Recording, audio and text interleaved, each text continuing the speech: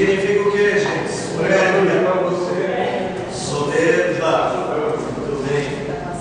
Hoje nós vamos aprender uma outra palavra grega. Tapeiros.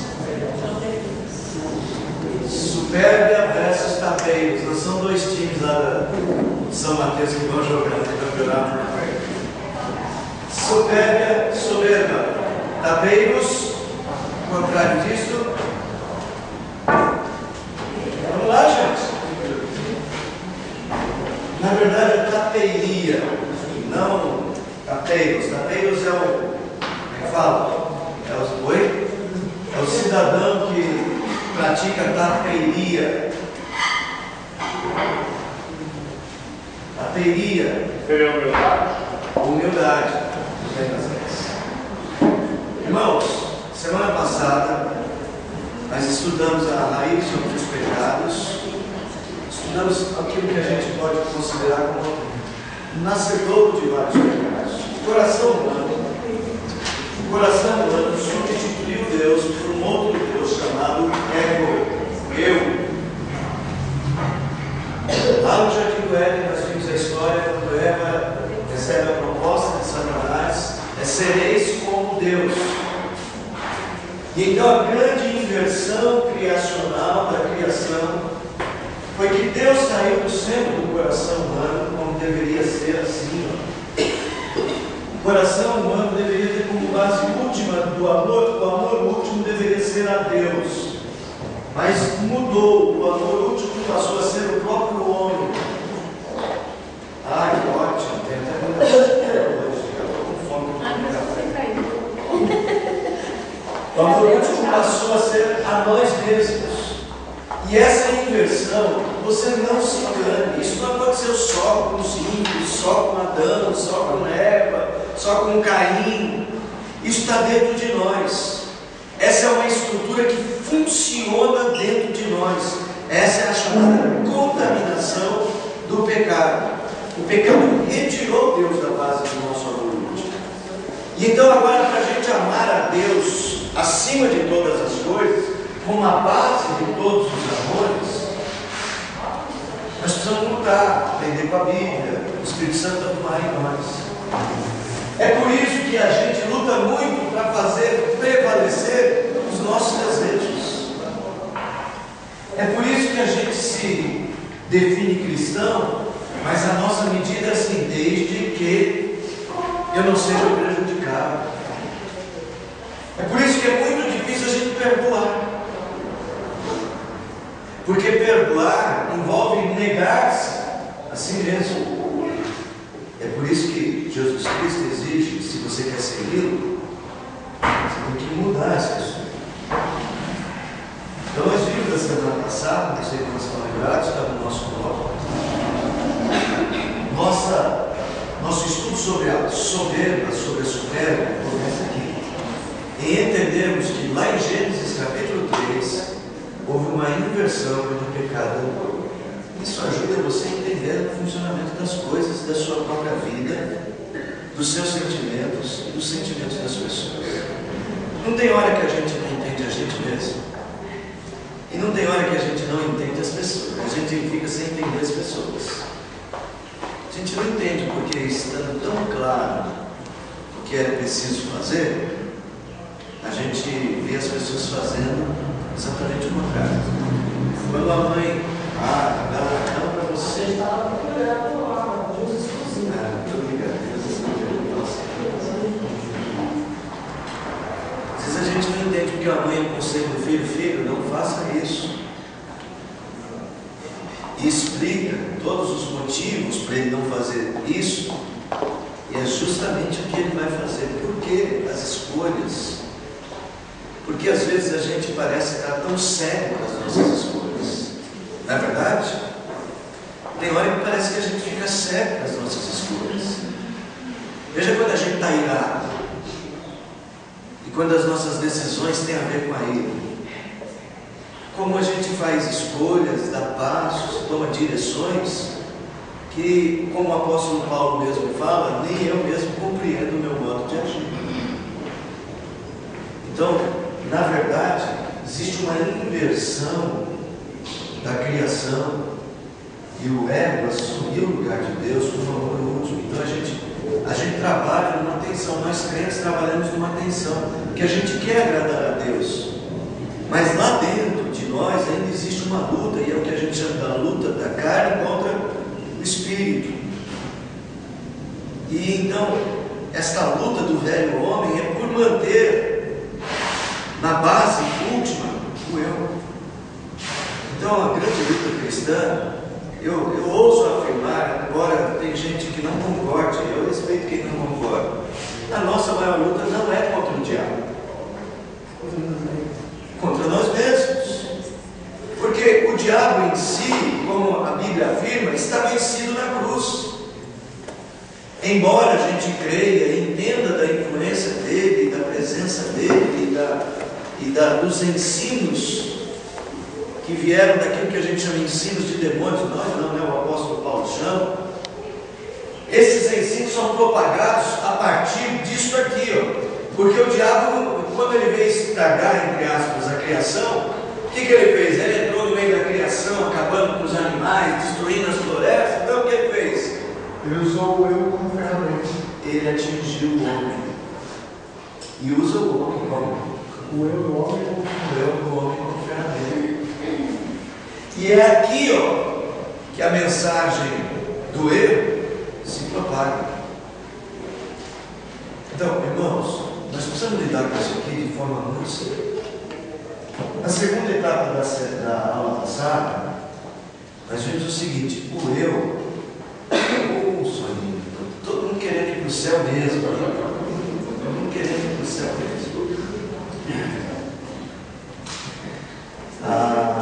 O eu, como base última do amor, aquele que eu chamo muito de amor idolatra, o amor idólatra por nós mesmos, nós nos amamos, nós nos idolatramos. Eu não posso dizer assim, meu Deus sou eu.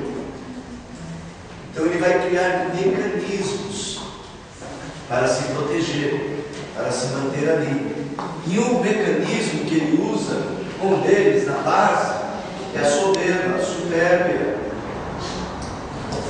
A soberba é uma valorização de si mesmo que impede você de reconhecer seu erro, impede você de amar o próximo como você mesmo, e impede você de amar a Deus sobre todas as coisas.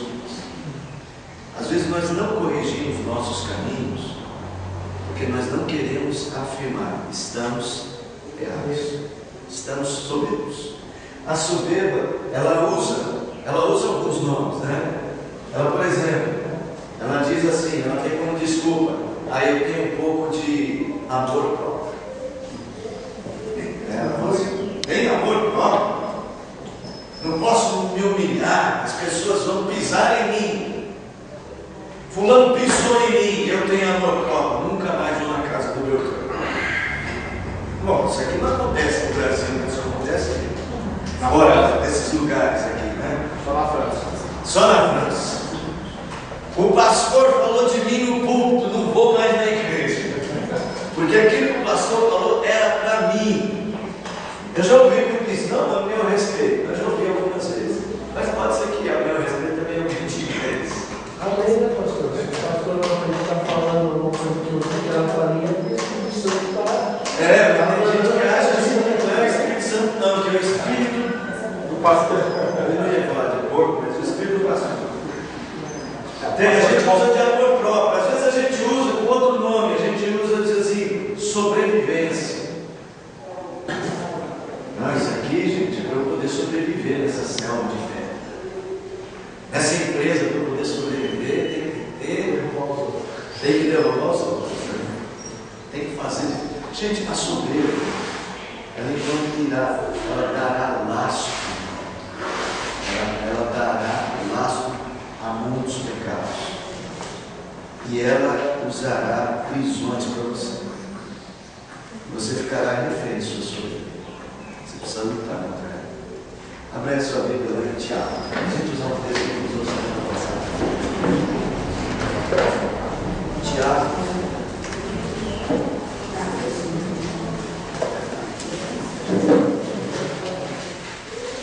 Capítulo de número 4.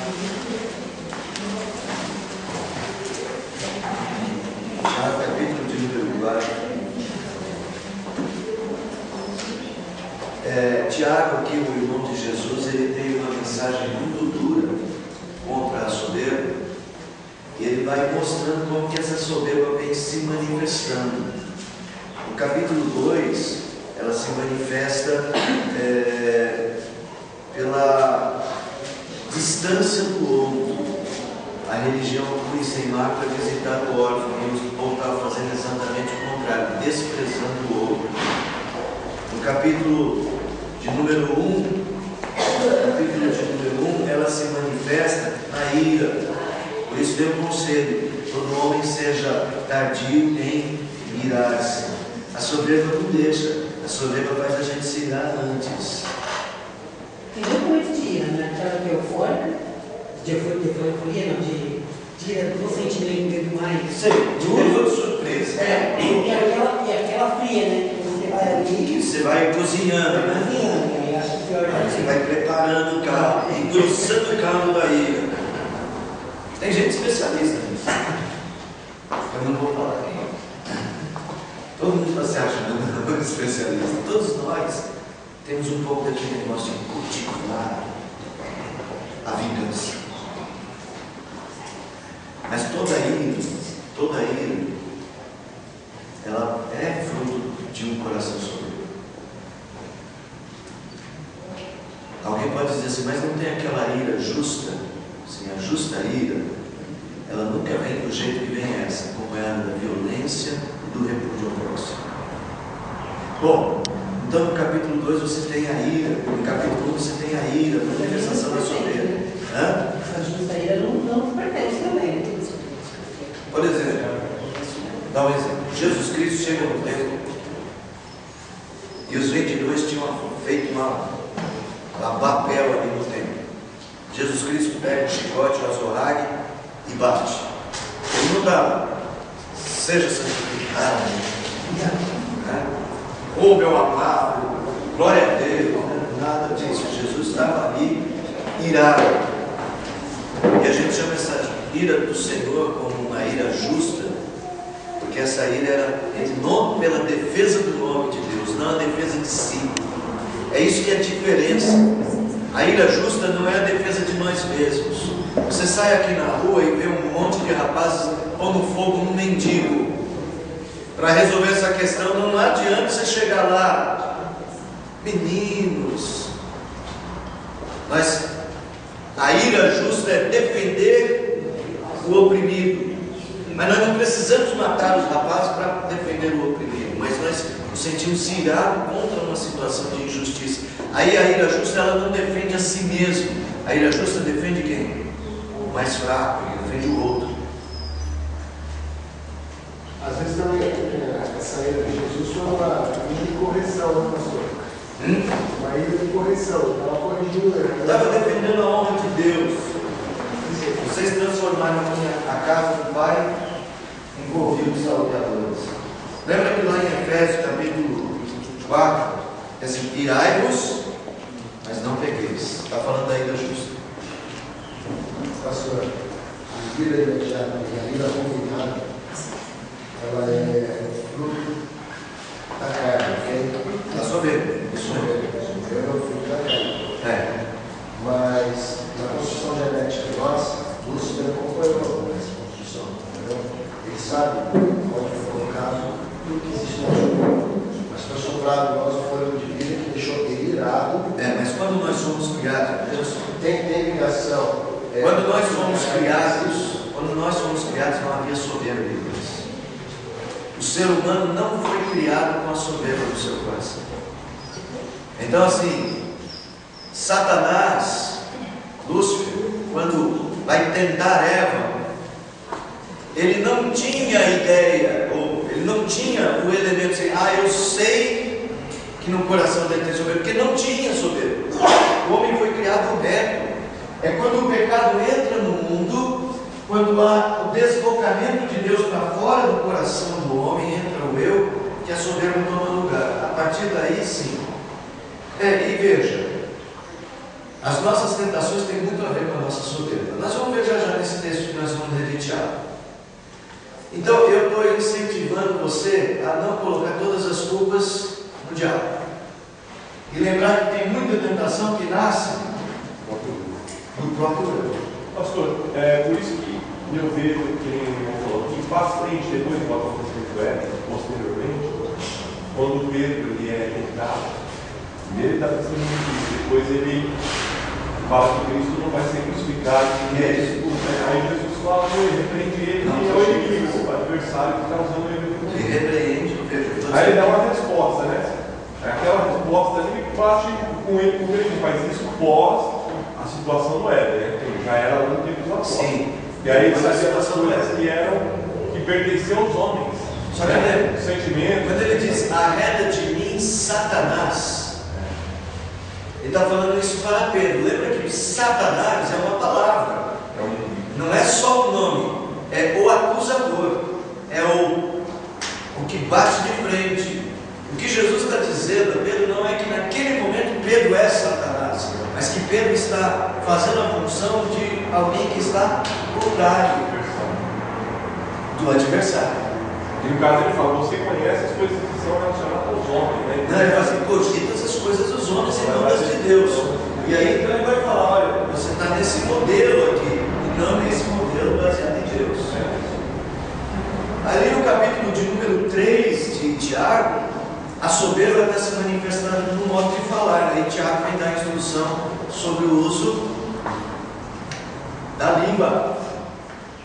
Gente, não tem nada que mostra mais a nossa dificuldade em lidar com a soberba que o jeito que a gente fala, que as coisas que a gente fala, e o quanto a gente fala, como a gente fala e o motivo por que a gente fala algumas coisas. Já viu briga de marido e mulher quando eles estão meio irados um com o outro?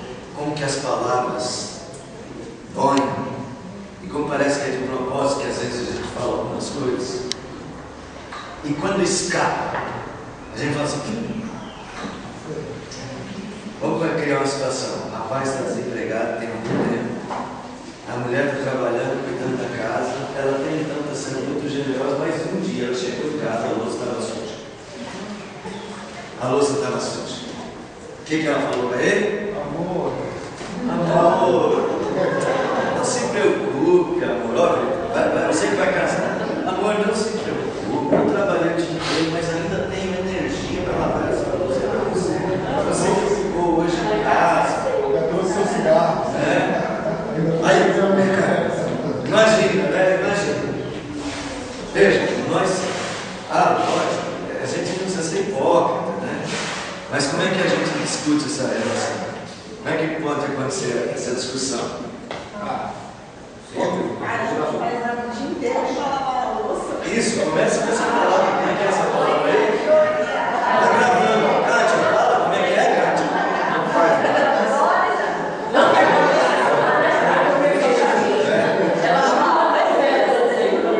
Já tem não sei quanto tempo que eu estou sustentando essa casa. Tá louca para falar, mas ó. Tem não sei quanto tempo que eu estou sustentando essa casa. Você não faz nada, você não levanta essa parte, chuchuda, onde as costas mudam de nome da cadeira. Você não sai desse lugar, não levanta para fazer nada, nem para lavar essa loucinha. Eu estou sem fome, eu vou tudo.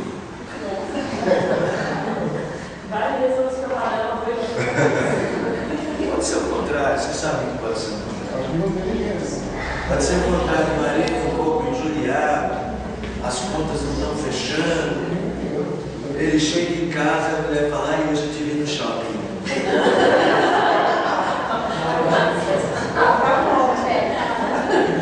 Aí ele que estava feliz já faz assim, como é que é, Marcão? Faz aí o olhar.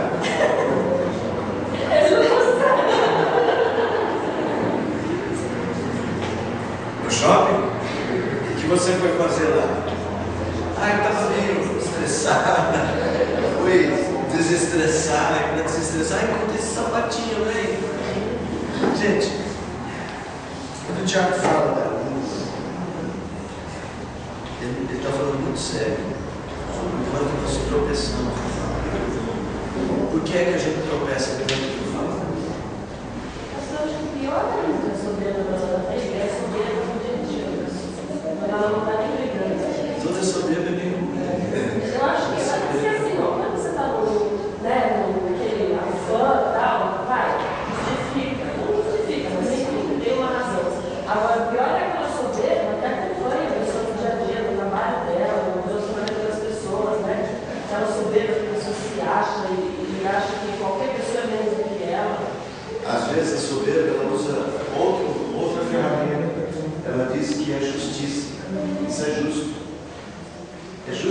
fala isso. Eu tenho direito. Sabe, irmãos, nós precisamos lidar com a soberba, porque a soberba não nos deixa entrar no processo crescente de santificação. A soberba nos atrapalha. Aqui em Tiago, capítulo de número 4,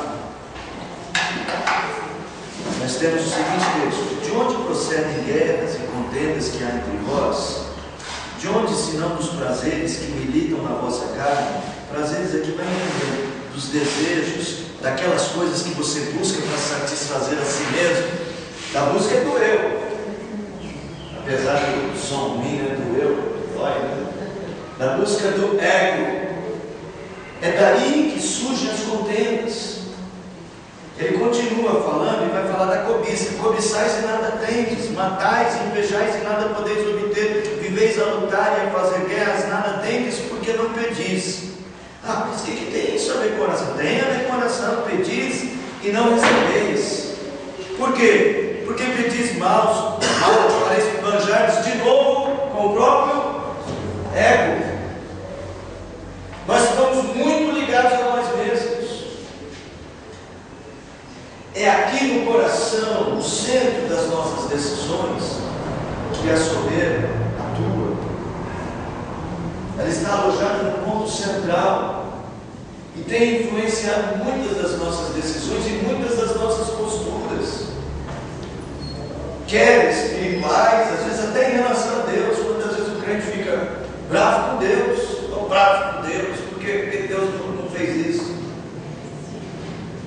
Não tem uma coisa mais insensata que a gente dizer um negócio desse? Você está bravo com Deus? Deixa eu ver por que você está bravo com Deus. Você está bravo com Deus porque Ele te criou?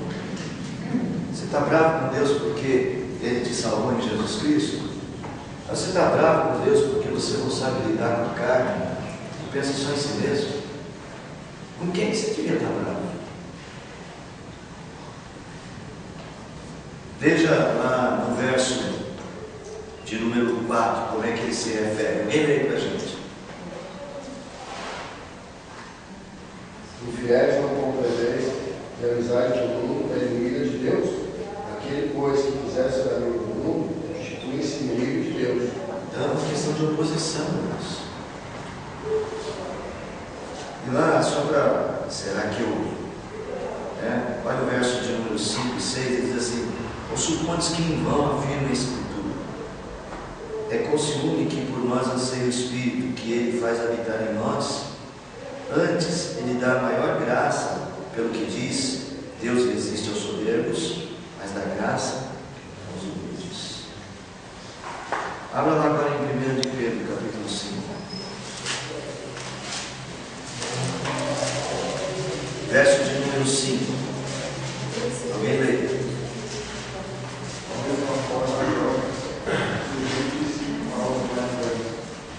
Sejam todos unidos uns para com os outros, porque Deus se opõe aos orgulhosos, mas concede graça aos humildes.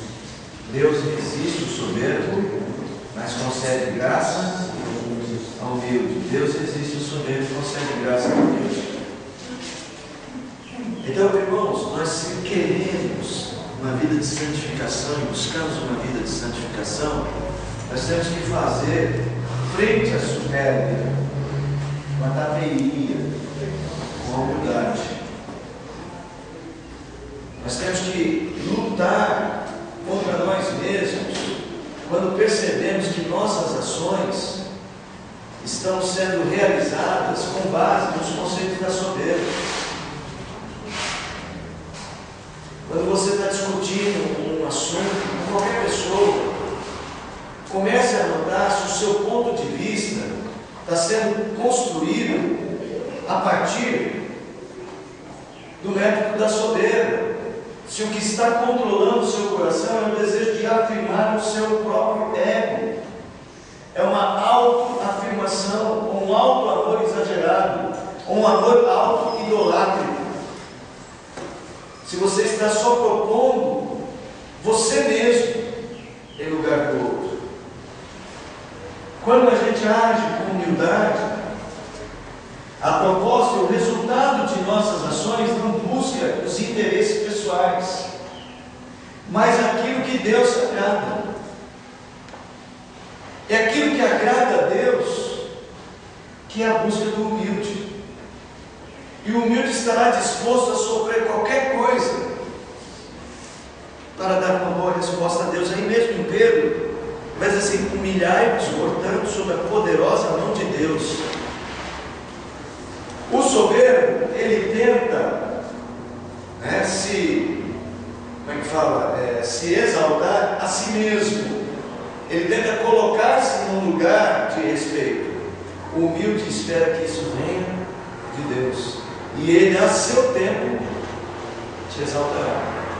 Como é difícil a gente passar anos a vida sem reconhecimento, você fazendo coisas certas, justas, e as pessoas não reconhecerem. Pensa num casamento, por exemplo. Você é um marido dedicado, fazendo a coisa certa, mas você não recebe o benefício da alegria dos outros, né? Da esposa, dos filhos. Ou a mulher, uma mulher dedicada, empenhada em trabalhar em prol do crescimento do marido, e de repente, numa discussão, nada daquilo tem valor. O soberbo vai dizer: eu não vou mais me humilhar, eu tenho amor próprio, eu quero sobreviver. Por uma questão de justiça que ele não reconhece, ele que se vê: a partir de agora eu não serei mais o mesmo. O humilde não, o humilde ele se lança na mão de Deus. Olha só como quase qualquer virtude cristã precisará de humildade. Vamos pegar um exemplo? 2 de Pedro, 1 de Pedro mesmo, por exemplo. Para aquele tempo, talvez, e para nosso tempo, um exemplo muito gritante é o exemplo das mulheres, né? Capítulo 3. Mulheres, sede vós igualmente submissa ao vosso próprio marido, para que, se ele ainda não obedece a palavra, seja ganho sem palavra alguma por meio do procedimento da esposa. Não é difícil? Não é difícil? Mas vale mais grama de exemplo do que 10 toneladas de conselho. Como é que é? Uma grama de exemplo. Legal. Do que 10 toneladas de conselho. Legal. Olha o versículo 7. Maridos, vós igualmente vivei a vida como um lar com discernimento, e tendo consideração para com a vossa mulher como a parte mais frágil. Tratai-a com dignidade, porque sois juntamente herdeiros da mesma graça de vida, para que se não interrompam as vossas orações. E então você trabalhar o dia todo, né? Pensa que um marido tem esse poder, trabalhar o dia todo e ainda ter o prazer de chegar em casa e dizer assim: olha, eu fiz tudo isso para o bem-estar dela, sem reclamar e sem esperar que seja exaltado por ela para se colocar no pedestal. Mas Deus exalta aquele que nunca sua parte, como servo de Deus. Quase todas as virtudes cristãs vão precisar disso. Só outro exemplo. Vai lá. Alguém lê aí capítulo 2, 1 de Pedro, versos 18 e 19. 18 e 19. Servos, sede submissos com todo o temor ao vosso Senhor, não somente se for bom e for dado, mas também ao perverso. Porque isto é grave, que alguém suporte tristezas, sofrendo injustamente, por motivo de sua consciência para com Deus. Dá para fazer isso se for soberbo? Para fazer isso você precisa de humildade. O que é cultivar a humildade? Isso é importante. Então, minha proposta, saindo agora aqui do foco da soberba, é que tudo isso aqui é resolvido no cultivo de uma vida humilde. O cultivar a humildade.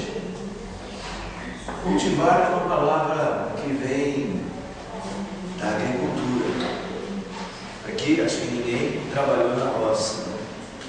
Trabalhou na roça? Morava na roça.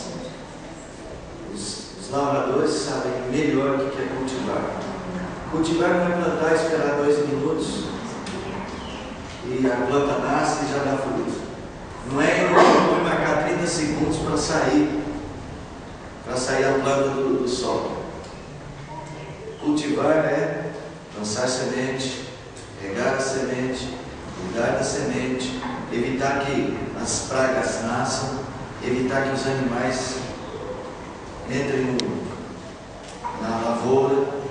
Na verdade, começa bem antes, assim, já com Com o preparo do solo.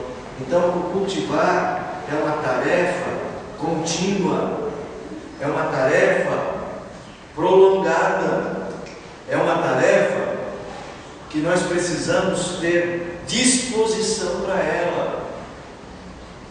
E a humildade, ela só é... Por que a ira não precisa ser cultivada? Por que a ira não precisa ser cultivada? Por que, gente? Porque essa estrutura, ela se apegou a nós. Para chegar a essa, nós precisamos trabalhar. Não existe vida cristã sem trabalho. Não existe vida cristã do sofá de casa, meditando, nada. Nós precisamos de trabalho, é por isso que nós precisamos de convivência. Qual é a melhor? Eu não sei nadar. Não sei quantos aqui também não sabem. Eu já tentei, deixa eu ler aqui o livro, já vi várias vezes o pessoal nadando nas Olimpíadas. Gente, nós fomos lá no DNA e estava lá o Daniel Dias, né? Ele não tem um braço, ele não tem um braço, não tem uma perna, não tem os dois braços, porque só tem um pedacinho, não tem uma perna, e nada que eu olha. Como que ele consegue, né? E aí, vendo as Paralimpíadas, tinha um cidadão que não tinha os dois braços, só tinha uma perna. Ele caía na água com uma perna, ele sem dois braços nadar. Não dá para aprender a nadar assistindo filme. Não dá para aprender a nadar no vídeo. Tem que cair na água. Tem que ter coragem. Esse aqui não tem jeito. Nós não vamos praticar a humildade só com os conceitos. Só tendo os conceitos de que ela é importante. Nós precisamos praticá-la. Esse cultivo, ele acontece principalmente quando? Nas relações humanas, familiares. Uma coisa importante a gente ensinar para os nossos filhos a serem humildes. Eu tenho duas filhas. Vocês têm filhos aí, você tem já filhos criados. Mas você já percebeu que a gente ensina boa educação. Ser educado, não responda seu pai. Mas nós temos que começar a identificar no coração da criança se há soberba. Às vezes há. Aquela criança que não dá nada para o amiguinho e que ela quer tudo que é do amiguinho. Nós precisamos ir ensinando desde pequeno. E depois que nós somos crescidos, que alguns vícios nós já trazemos da nossa infância, nós precisamos conscientemente trabalhar com essas dificuldades.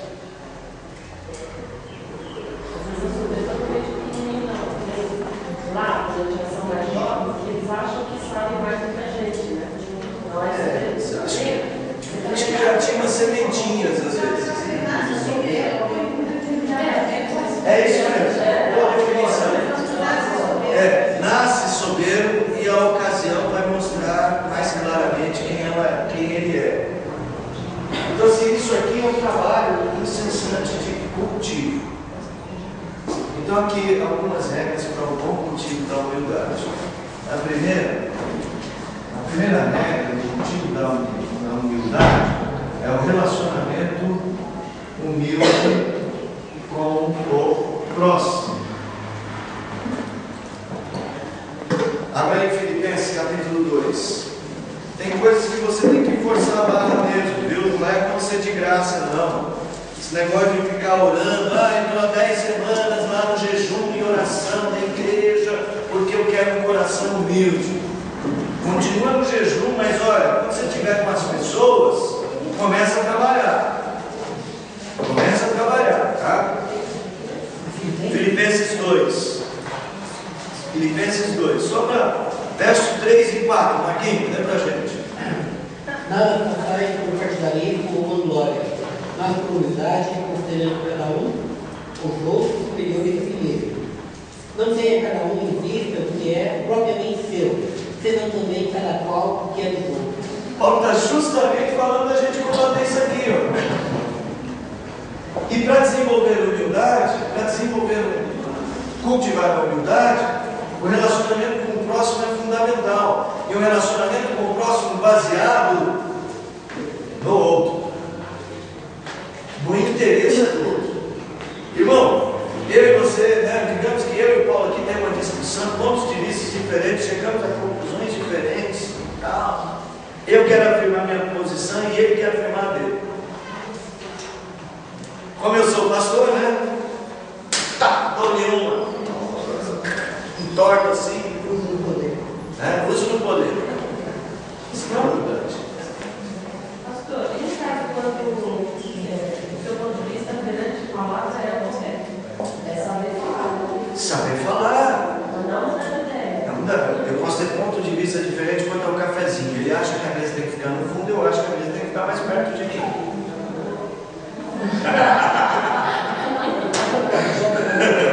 Eu acho que a mesa tem que ficar aqui.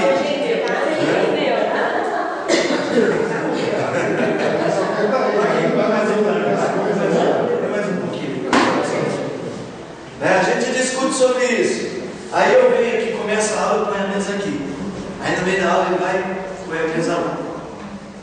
Aí eu pego e, eu estou mandando, põe a mesa aqui. Aí ele fica humilhado diante das pessoas. Quando vem uma piadinha, manda quem pode, obedece quem tem joelho. Manda quem pode. Eu sou pastor aqui, eu não quero saber. Eu sou professor, pastor, eu quero aqui. Irmãos, nós precisamos, é ali que a gente aprende. Porque humildade não é só uma questão de aprendizado intelectual, é uma questão de domínio do coração. A mesa está lá no fundo. Eu estou irado porque a mesa está lá no fundo. Mas eu domino meu coração e falo, está aí que a mesa está lá no fundo. Quem sou eu para achar que a mesa é melhor aqui que lá? Isso é uma posição completamente soberba. Sabe, e a gente às vezes por soberba se impõe. Fala assim. Só lembrando o exemplo de ontem, né, quando o Bruno apresentou o senhor, né? Só para colocar aqui um aluno do Mackenzie, conheceu o pastor Maurício. O pastor Maurício teve uma temporada 15, aniversário da igreja, todo mundo da UPA e o UFP. E ele falou assim, nossa, passa tantos pastores aqui do Brasil inteiro, mas eu nunca vi alguém com tanta humildade. Eu sou tão humilde que eu me oriento aqui. Mas assim, não só eu não estou fazendo essa consideração somente para elogiar, mas é a importância, né, deixa eu ver, a pessoa, por exemplo, a sua conduta, a sua forma de agir com a pessoa, simplesmente fez com que chamou a atenção de um jovem. Irmãos, E que ele fez questão de isso, Bruno é muito gentil, está sendo mais gentil do que ele. Mas assim, a gente tem que se dominar até para essas coisas. Por exemplo, o Bruno trabalha numa livraria lá no Mackenzie. Aquela livraria que fica ali embaixo da quadra. Eu chego lá na livraria, os trabalhadores estão lá. Eu sou um cliente. Meu tempo falar freguês. Sou um cliente. Sou um cliente. Porque aí eu não vou cumprimentar um rapaz que está vendendo no balcão. Eu sempre vou lá. Sempre vejo ele lá. Não vou dizer, tudo bom? Mas a gente, essas coisas é lidar com a nossa soberba e cultivar a humildade, sem o objetivo nenhum de exaltação. Porque tem gente também que dá uma de humilde para ganhar ponto, né? Tem também, né? Oi? Para inglês, às vezes para brasileiro, às vezes para italiano, francês. A história do Paulo Calzé, eu acho que ninguém sabia dessa história. Quando o pastor falou na frente do livro da morte, que a gente não sabia. Paulo? Mas assim. Era para ele assumir Não precisa. É o seguinte, é que eu era o presidente do sínodo. teve uma nova eleição. Eu abri mão de concorrer a favor do colega que está se jubilando, né? Essa é a oportunidade dele ser presidente do Centro, pelo menos por alguns meses, né? Então, assim, irmãos, você tem que lidar com essas situações e verificar se os seus atos naquela relação com o próximo, eles estão baseados em critérios de soberba. Se você está só se autoafirmando, ou se você está só protegendo o ego. Você não precisa proteger você mesmo, porque Deus cuida de você. Deus vai zelar por você, porque Deus se volta para o humilde. A Bíblia sempre diz, ele está repetindo constantemente, Deus se volta para o humilde, para aquele que está disposto a sofrer tudo para fazer o que agrada a Deus. Então, essa relação com o próximo é fundamental. Aqui é que eu cultivo na prática a verdadeira humildade. Esse cultivo, ele cresce na medida em que eu me relaciono também com Deus. Então, o relacionamento com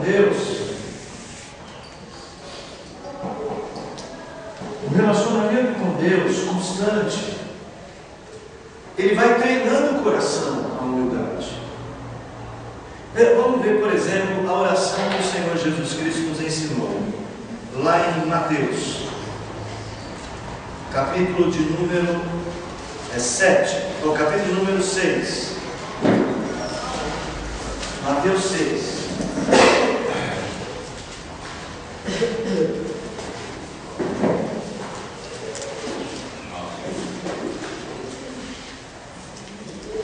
Quando a nossa relação com Deus é sadia, ela será sempre uma relação baseada em humildade. Será sempre uma relação de entrega. Será sempre uma relação de quebrantamento e de prostração, colocar diante de Deus, prostrar-se diante de Deus. Portanto, vós orareis assim: Pai nosso que estás no céu, santificado seja o teu nome. Venha o teu reino, faça-se a tua vontade, assim na terra como nos céus. O pão nosso de cada dia dá-nos hoje. Perdoa as nossas dívidas, como nós temos perdoado os nossos devedores. E não nos deixes cair em tentação, mas livra-nos do mal. Pois teu reino, o poder e a glória para sempre. Perceba só, primeiro, Deus está nos céus. Há uma diferença entre Deus e nós. O nome dele é que tem que ser entesourado. O nome dele é que tem que estar separado. O nome dele é que tem que estar acima de tudo. A oração é uma petição para que Deus exalte a si mesmo e não a nós. É a colocação de Deus no centro. Faça-se a tua vontade.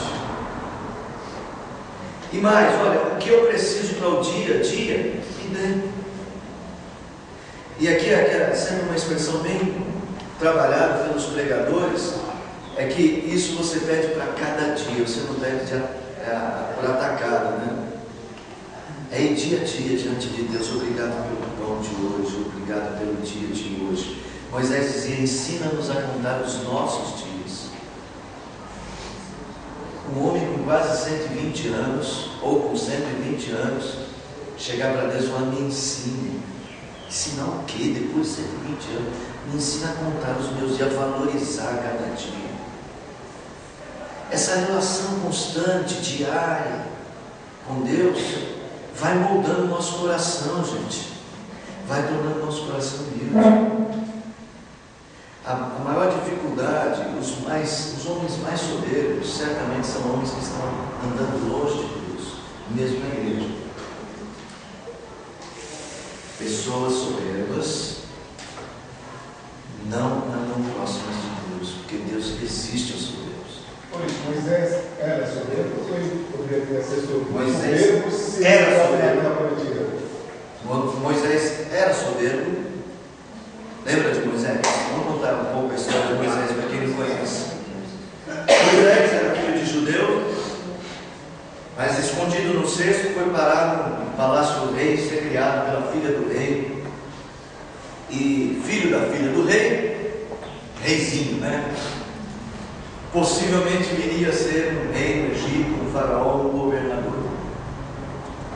Mas aí ele conhecia a história dele, a história hebreia dele, e um belo dia ele viu um egípcio maltratando um hebreu. Ele ficou furioso com aquilo e matou o egípcio. Aí no outro dia, mais uma outra briga entre um egípcio, dois egípcios e um judeu. Ele foi para cima, aí o egípcio falou: você vai me matar igual você fez da outra vez com o outro cara? Não. E ele, com medo, fugiu para o deserto. E lá no deserto, Deus, por 40 anos, foi mudar o coração de Moisés. E o coração de Moisés passou então a ser, como a Bíblia diz, o homem mais manso da terra. Foi cuidar de ovelhas. Esse período seria como se fosse uma punição, ficar nesse deserto lá? Punição, não. Mas ele foi fugitivo, né? Não, mas não olha por esse lado. Escola. Punição não, foi escola. E ali foi bênção. Melhor 40 anos no deserto aprendendo a ser humilde do que, como é que é? Aquilo. Mas vale uma grama de exemplo. Mas vale uma grama de humildade no deserto do que uma tonelada de soberba no Egito. Sei. Foi o seguinte, ó. Foi o modo como Deus o levou para lá. Deus o levou para lá como um fugitivo. Foi assim que ele chegou lá. Mas lá era a escola de Deus. Lembra que a gente fala muito isso: quem não aprende pelo amor, aprende pela dor. Deus usa recursos doloridos para fazer o bem.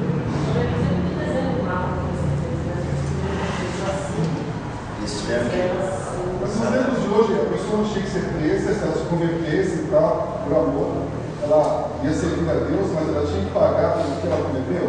Ele chegou a pagar naquela época, porque por esse crime, além daquela. Por esse crime? Não, a Bíblia não disse que ele foi incriminado, ele fugiu com medo dos egípcios. Mas não disse que ele foi julgado. Naquela época, olho por olho, dente por dente, matou, morre. Não sei no Egito, né? Essa era a lei, essa era a lei do Código Hammurabi. Se contar que no Egito ele era príncipe também, não é qualquer um podia atacar um príncipe. Gente, eu não posso dizer, não há detalhes sobre esse episódio, sobre a ligação, a relação legal desse episódio ali. Que ele matou e fugiu de medo dos egípcios, ele fugiu. Fugiu da lei de ser acusado? Talvez sim. O que eu quero enfatizar é que, mesmo tendo sido esse início ruim, a escola do deserto foi a melhor coisa para Moisés. Como acontece com a gente às vezes é bastante soberbo e a gente precisa cair lá do alto, lá no chão, para aprender a humildade. Isso acontece. Fala. Eu acredito que existam várias formas de desertos na vida de cada um. Jesus atravessou o deserto por 40 dias e foi tentar resistir. Moisés, os 40 anos. Sansão ficou cego naquele deserto. Paulo fica cego, 3 dias. Eu fiquei 8 vezes internado. Eu tive meu primeiro deserto em Araxá, sendo mendigo, escravo na química. Eu fiquei 9 meses. Uma fazenda de 9 hectares com 400 internos. E eu via o deserto de cada um e aprendia a dificuldade de cada um, muita coisa. O que eu entendo da Bíblia, lá era a renovação carismática. O que eu entendo da Bíblia foi lendo ela sozinho, guardando aquilo, porque no meu deserto não tinha outra coisa para transformar. Eu nunca fiz aula, nunca estudei, nada disso. Eu consigo entender disso aqui, é porque num tempo Deus me afastou da minha soberba e me colocou ali diante de várias dificuldades, vividas por vários tipos de pessoas e tentando colocar em mim a humildade. Mas ainda assim o mundo fora é cruel. Eu não consegui sozinho. Eu vim aqui hoje buscar mais um pouco sobre o humildade para melhorar essa humildade. Não, porque eu quero que você entenda o seguinte: seja qual for o neto, ele sempre vai passar pelo relacionamento com o próximo, relacionamento com Deus. Você vai ver Moisés. É o relacionamento com o próximo, é o relacionamento com Deus, estava mudando a vida de Moisés. Irmão, o homem que andar longe de Deus, dificilmente não cultivará a bondade. Não cultivará esse crescimento e essa mudança de base de amor útil. Porque quando Deus entrar como base do seu coração, do seu amor útil, aí Ele vai definir suas ações. A humildade será um instrumento. Às vezes, tem aquelas personalidades, aquelas policiais, né? Pessoa, assim, a gente usa isso, né? Entendi. Aquele livro famoso, Os Temperamentos Transformados, que dizia que um é colérico, o outro é sanguíneo, o outro é fleumático e o outro, eu não sei o que é, não lembro. Mas vamos pegar o colérico. Não, o colérico. Todo mundo é soberbo, até o fleumático. O fleumático é aquele, isso é chutado, está sempre reclamando da vida. Às vezes ele é soberbo, não aceita ajuda. Ele prefere o cantinho dele, porque assim ele pega as pessoas, ninguém me ama, ninguém me quer, vou comer barato. Né? Ninguém me ama, ninguém me quer, por isso eu vou comer barato. Né? Então, aí eu faço as pessoas sofrerem. Vocês não conhecem isso aqui? Quer dizer, mas eu não vou cantar para vocês uma outra hora. Eu queria que o pastor me explicasse o texto, porque às vezes a gente vê dúvida aqui. Certo? Nessa questão aí. Está barato? Não. Se pode comer, pode, tá? Não, Batista comer gafanhoto. A gente estava fazendo isso com Filipenses, né? E aqui tem um texto, dentro do capítulo 1, que fala sobre a maneira de se pregar o evangelho. Então, às vezes a gente conversa com algumas pessoas e elas falam, mas o importante é que está pregando tem que ser assim mesmo. Então, guarda aí alguma coisa aí, né? Guarda aí um pouquinho. Deixa eu só terminar esse pensamento. Então, assim, nós, até o fleumático, até as pessoas mais aparentemente mais retraídas, também agem com soberba. Às vezes, você já viu pessoa mais retraída que faz de tudo para você se sentir mal porque ela está mal? Isso é soberba também. Às vezes a gente prefere mostrar para a pessoa que ela está fazendo mal para a gente. A gente quer deixar claro. Então, nós precisamos lidar com a soberba porque ela atinge a todos nós. Rico, pobre, independente da raça. Tem gente que fala assim, alemão, né, por causa do nazismo. Não, os alemães são muito soberbos. Mas todos os povos são soberbos. Todos os povos. Não é uma questão de raça, não é questão de dinheiro, é questão da natureza humana contaminada pelo pecado. Então, irmãos, a proposta do entendimento desta aula é que você identifique as ações da sua vida que estão sendo guiadas pela soberba por esse modelo. E quem está procurando, você está procurando agradar a si mesmo. Você não quer se humilhar, não quer. Você acha que é uma questão de justiça, o outro que se vire, o outro que tem que ser retratado. Que você perceba quando isso está dominando você e aceite a proposta de Deus como ele fez para Caim. Caim, o teu desejo será contra ti. Cumpre a ti, dominar. Então agora, você começa a falar, a minha proposta de vida é que terei uma atitude humilde nessa questão. Então identifique uma, fala assim, sabe o que está acontecendo lá em casa? Eu e minha mulher estamos brincando. Eu quero a cortina desse lado, ela quer do outro e tal, mas como sou eu que pago, eu vou pôr desse lado. Vai pôr do outro lado. Muito bem. Bom exemplo. Então, gente, por que não fazer o que o outro quer? Se isso beneficia, faça.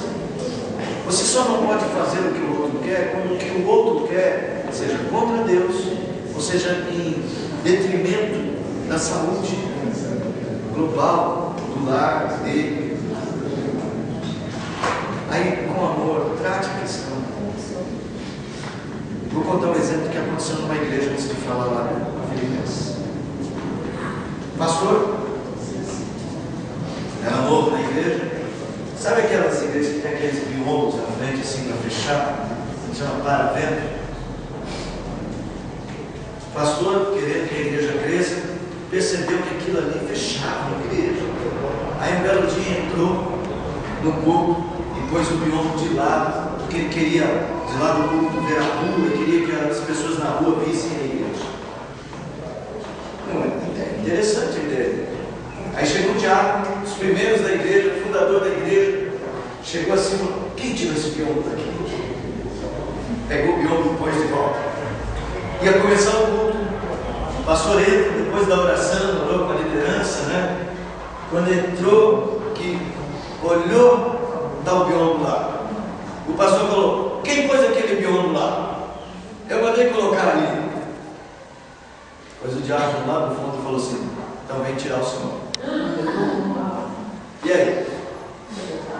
Verdade, fato. Isso é fato. Não conta o nome do santo, não conta o nome do santo, mas só conta o milagre. O que eu quero dizer? Olha só, quanta soberba.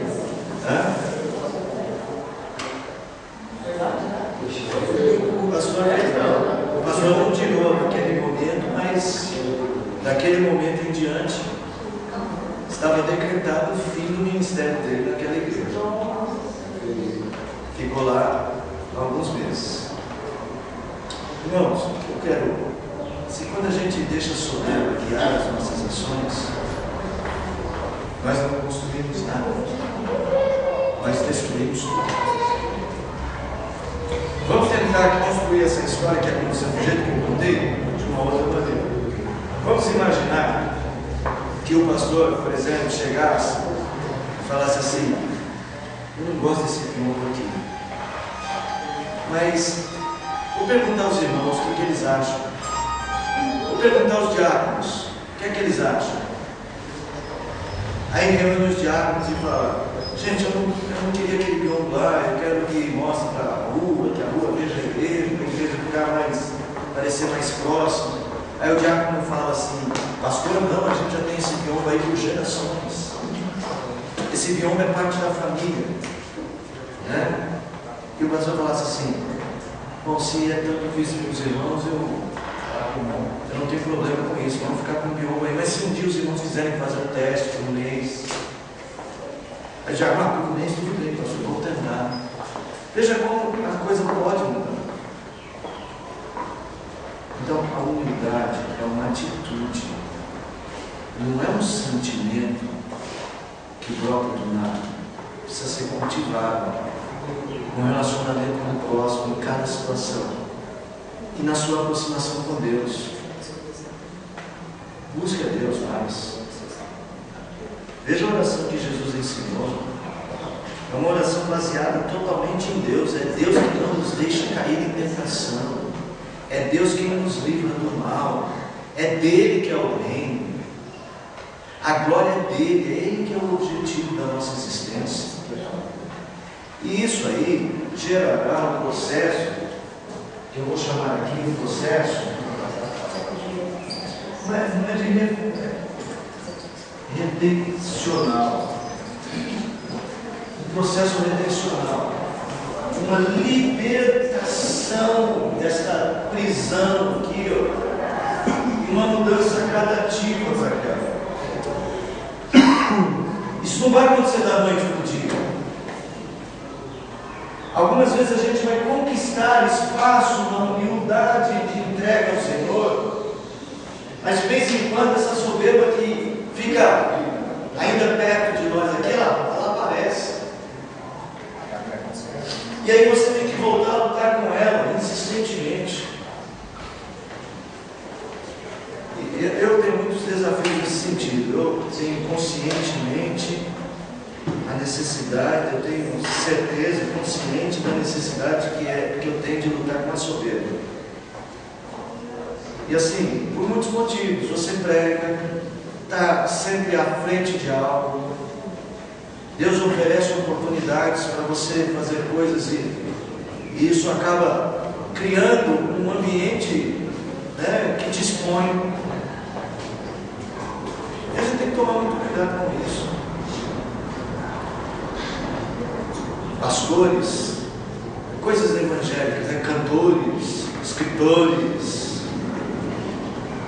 pessoas que têm qualquer destaque em qualquer área, precisam lidar continuamente com a soberba. Eu quero dar um exemplo bíblico de soberba que nos constrange. Abre aí no segundo livro das Crônicas, capítulo de número 26. Acho que já deu o horário, né? Não, mas dá o primeiro já.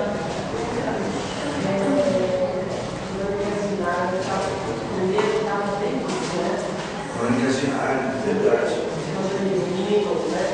O primeiro filme. O primeiro filme, quando o menino quer ser mais que irmão, né? Isso. Ele faz amizade com a rainha. Exatamente, ele quer ser mais que o irmão. E aquele manjar, aquele corpo da rainha branca, é um manjar que dá toda satisfação. E ele quer mais satisfação, mais satisfação. Aí, em 2 das Crônicas, capítulo de número 26, nós temos o reinado de Uzias. Uzias, ou Azarias no livro dos reis, é um rei conquistador. Um cara que conquistou muitas coisas. Ele se tornou um homem de Deus. Verso 4 diz: ele fez o que era reto perante o Senhor. Verso 5: propôs-se buscar a Deus nos dias de Zacarias, que era o sábio nas visões de Deus. Deus o fez prosperar. Final do verso 5. Aí conta as vitórias deles e como ele cresceu. Lá em verso 15, fala assim que ele fabricou em Jerusalém máquinas, invenções de períodos destinadas para as torres e cantos das muralhas, para atirarem flechas e grandes pedras. Já viu naqueles filmes? Quem gosta, eu gosto, né? Senhor dos Anéis. Tem aquela coisa que pega aquela coisa. Uzias, liderando seu exército, construiu máquinas de guerra. Agora, a partir do verso de número 16. Mas, havendo-se já fortificado, exaltou-se o seu coração para a sua própria ruína. Depois vocês leiam a história. O que aconteceu? Eu quero falar para vocês, olha, não é porque somos pessoas de Deus que a soberba não vai nos destruir. A qualquer momento ela poderá retornar força em você. Você tem que estar sempre vigiando para não cair na tentação.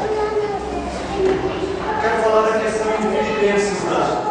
Paulo diz aos Filipenses assim: não importa o que estão pregando no Evangelho, se é por discórdia, lutas, porfias, né? Se é para ganhar espaço, não importa, contanto que o Evangelho seja pregado. Mas, escrevendo aos Gálatas, Paulo diz assim: minha mãe está ligando, só um minutinho, senão no hospital.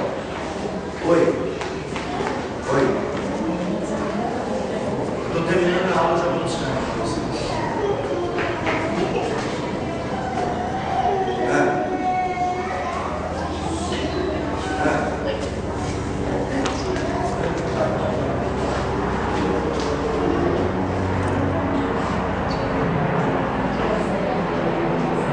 Vai sair, eles tentaram sair, quando estava no metrô, Belém começou a chegar de novo. Deixa eu terminar só. Quando Paulo escreve aos Gálatas, ele diz assim: eu estou me admirando que vocês tenham passado deste para outro evangelho, que não é o evangelho verdadeiro. Não para Paulo, em Filipenses, nós temos que entender que Paulo define bem o que é bom. O que é bom é que é bom evangelho. E aí Paulo não está dizendo o evangelho vai ser verdadeiro. Paulo não concorda com qualquer pregação.